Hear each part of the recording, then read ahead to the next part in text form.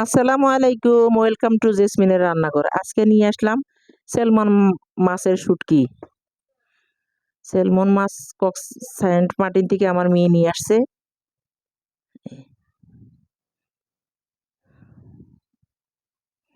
প্রথমে দিয়ে দিলাম 1 কাপ তেল, তারপর দিয়ে দিলাম শুটকি। মাছের শুটকিটা কতক্ষণ আমি গরম পানিতে ভিজিয়ে রেখেছি।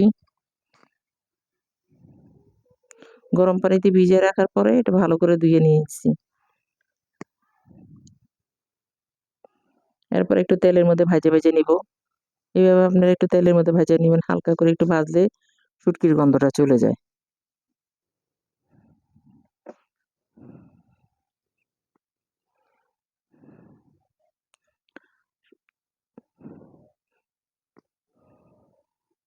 এই শুটকিটা পুরো গোস্তের মতো লাগে। মাছটাও অনেক সুস্বাদু। এই যে আমার প্রায় ভাজা হয়ে যাচ্ছে। একটু উল্টে পাল্টে ভাজে নিবেন আপনারা।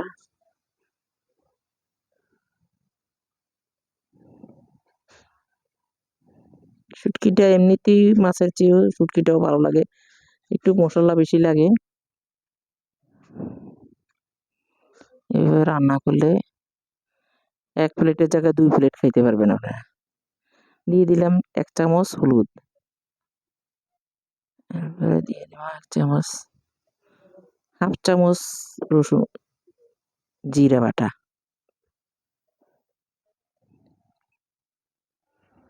এরপরে টেবিল চামচের 1.5 চামচ আদা বাটা। এই যে ছোট চায়ের চামচে 1.5 চামচ দিয়ে দিছি।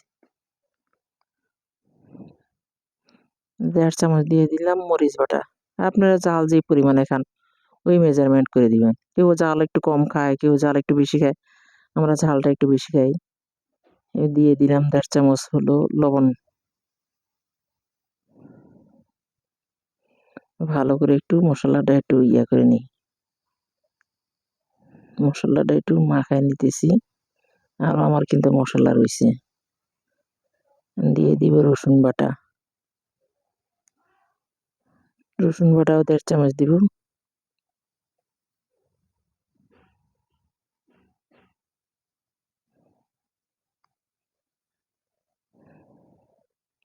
পেঁয়াজ দিয়ে দিলাম 1 বাটি।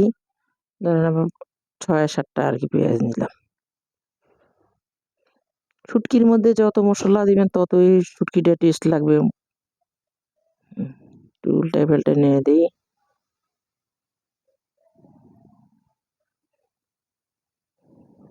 আর এটা যে সামুদ্রিক মাছ, এটার মধ্যে একটু মশলা লাগে। 5 মিনিট ঢাকনা দিয়ে রাখলাম। 5 মিনিট পরে ফিরে আসলাম।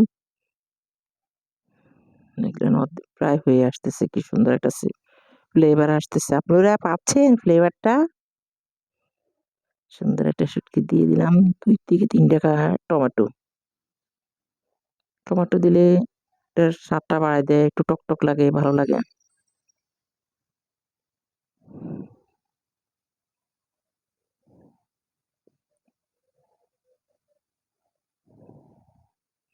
মশলাটা ঘ্রাণ চলে যাওয়া পর্যন্ত একটু মশলা কষাইতে থাকো।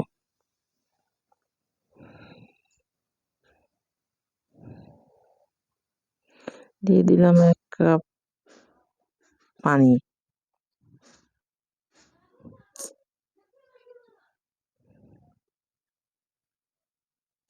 বেশি পানি দেওয়া লাগবে না, কারণ 1 কাপ পানি দিচ্ছি, কারণ এটা মশলাটা অনেকক্ষণ কষানো হয়েছে তো মশলার সাথে শুটকিটা।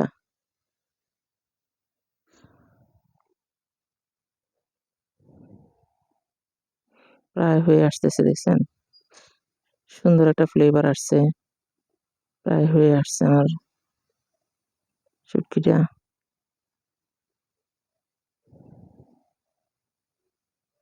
আপুরা একটা লাইক কমেন্ট শেয়ার দিবেন।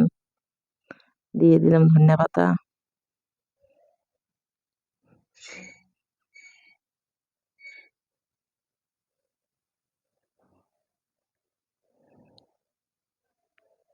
হয়ে গেল আমার স্যালমন মাছের শুটকি রেসিপি। আল্লাহ হাফেজ, বাই বাই।